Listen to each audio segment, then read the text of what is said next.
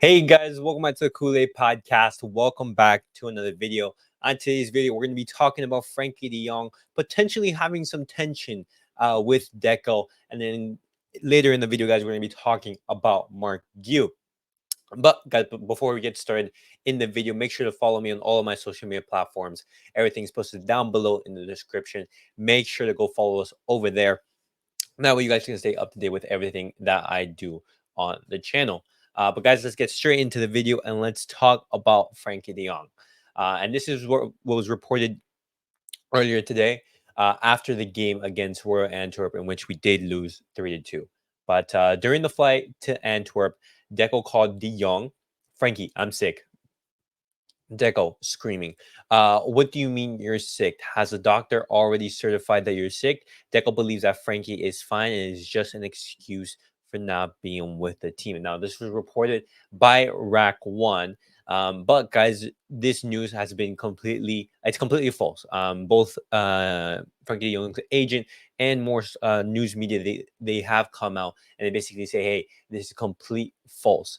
Frankie de Jong's camps deny any issue or problem with Deco after recent stories on the press. Nothing happened between Frankie de Jong and Deco, as his camp described it as fake news. Now, Frankie de Jong, he is sick. This is reported by his agent, Justin Ali Durson, agent de Jong. It's fake news. It's the biggest nonsense that has been circulated about Frankie in a long time. The player is simply sick. He has flu symptoms, and he was not able to travel and play. No, it's just that's just a simple case. Frankie de Jong, he was sick and he was not able to play yesterday's match. And you know what? I'm perfectly fine with him not playing. I'd much rather him stay at home and rest for the big upcoming game that we have against Valencia this weekend. But guys, I want to mention this point. Well, also the journalist who basically like told the story was Marius Caro, the so-called journalist who spun the nonsense story about the De Jong and Deco. They said this about Messi back in 2014. So yeah, it is clear that he loves to make unwanted noise by spreading fake news and making bullshit statements. Worst law of the journalist. He's basically saying that without Barca, Messi would be a 140 centimeters man. And of course, there you have some more statements. Obviously, the guy is not a big fan of the young or Messi.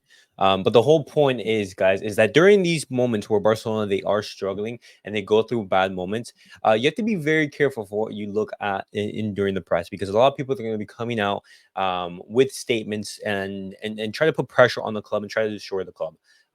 People who don't like the club, people who hate what we're doing, people are going to take advantage of this moment, especially when Barcelona is going through like a difficult period of time. And this is the point that I'm trying to mention. The club is already going through a very torrid time, and to add insult to injury, the media is spreading all kinds of stories regarding the key players. And even if the conversation between a player and the sporting director took place, why is it that being leaked to the entire world? At this moment, when everyone needs to stand together and support the club, these kinds of incidents just hurt the environment even more. First of all, we don't even know if the conversation actually took place, but we should all do our bit in not spreading it, even if a personal conversation took place. Internal matters should always be solved internally. It's just sad, but not at all surprising. Now, guys, the whole point of that is like, hey, people that are going to make noises, to try to destroy the club and to try to put pressure. And of course, some people, they just want a piece of media, to make noise, to get attention and everything like that. And so it's a good idea to not to not give it any more attention or give it credibility. And so, guys, the news regarding Frankie de Jong and Deco, that's completely false. The player is sick, and that's why he was not able to play. But guys, now moving on to something a little bit more permanent. No, a little bit more positive, actually. So apologies for that.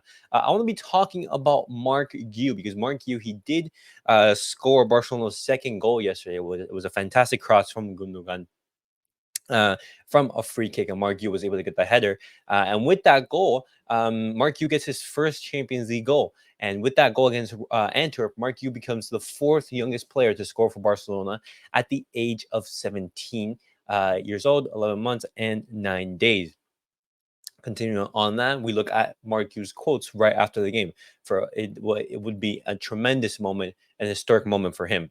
Marc Guiu, we're disappointed by the result, but I am happy to have scored and to have helped the team. I am already thinking about Valencia. Xavi told us to work hard, that the game was important. Though it didn't go well for us, I believe we worked hard, and I'm very grateful towards Xavi. And I know that I have to take advantage of the chances I get. My goal, I saw that Gundogan had a perfect cross, and I went with everything to finish, and it went in. Absolutely super happy for the kid. As you guys can see, guys, Marc Guiu, first goal in La Liga, the game against Athletic Bilbao, where no Athletic Club, where he did score the winner, and then the goal in the UCL. But unfortunately, that goal isn't going to be as memorable, just because Barcelona, where they were on the losing end on the night. But guys, a question I want to pose to you guys is: could we potentially see Marc Guiu more often in the team? Because look at this stat. This season in the Champions League, Robert Lewandowski 1 goal in 376 minutes. Marc Guiu 1 goal in 33 minutes. Now, I know there are bigger problems, for example, than just Lewandowski. I think there are problems like right throughout the entirety of the squad. But one thing that we do have to mention is Lewandowski's poor form. Lewandowski has not been good throughout the entirety of the season. In tons of matches, he's been missing some chances. His touches are poor. He's declining. He's declining badly, and it's showing. In yesterday's game, in what should have been a confidence booster and an easy stat padding session, turned out to be the complete opposite. And he was even outshone by Marc Guiu. And so, one point I want to see mention is: could we see Marc Guiu more often in the team? And this is going to be a big call for Xavi, because Lewandowski, he is a heavyweight in that dressing room, and we do know that Xavi potentially maybe not he probably won't be able to to just say, "Hey, Lewandowski, you aren't playing well. Go bench. This player isn't doing well. Go bench." I don't know if Xavi can actually do that, and that's something that's actually missing. Because funny enough, guys, there was a change in the lineup for the Royal Antwerp game. Originally, Robert Lewandowski was not going to be in the squad for that match, but due to Lewandowski telling Xavi, "Hey, I don't feel tired. I want to play," Xavi included him in the lineup and even played him, and that just shows like, hey, maybe the one who's calling the shots is not Xavi, but it's actually the players. And this is something where I do think that the criticism is warranted for Xavi. I want to see more control from him. I want him to say, "Hey, Kunde, you aren't playing well. You had a horrible game in the weekend. You're not playing. Lewandowski, you're not up to par. Bench. Order mail. You do too many mistakes. Bench." I think that's something that's definitely missing from Xavi. And just continuing with that, what could Barcelona potentially do in the next upcoming weeks to potentially solve all these issues that the club is having? Well, Barcelona no longer rule out making a signing in January if there's a salary margin. The sale of Barca Studios or the departure of a player in the winter market is key. The sports department and Xavi will value bringing in a midfield. Now, that midfield, there's like tons of names being thrown around. Giovanni Lo Celso, Parejo, Theo Alcantara, Guido Rodriguez, Kimmich, Zubimendi.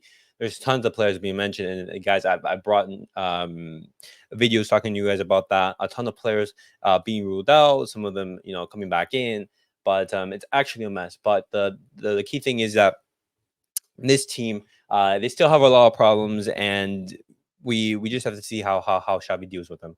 But guys, that was it for the news episode of today. Let me know, guys. Let me know your guys' thoughts on everything that we have discussed. What do you guys make of that bad rumor regarding De Jong and Deco? And guys, would you want to see Marc Guiu potentially in the lineup more often? I definitely would. I want to see Marc Guiu given more opportunities, and maybe given a start or two. Did you just seeing what the kid can do? But guys, that was it for the video. Thank you guys all for watching. Thank you guys for supporting the channel. And as always, guys, remember to like, subscribe, and comment. I'll see you guys all in the next video.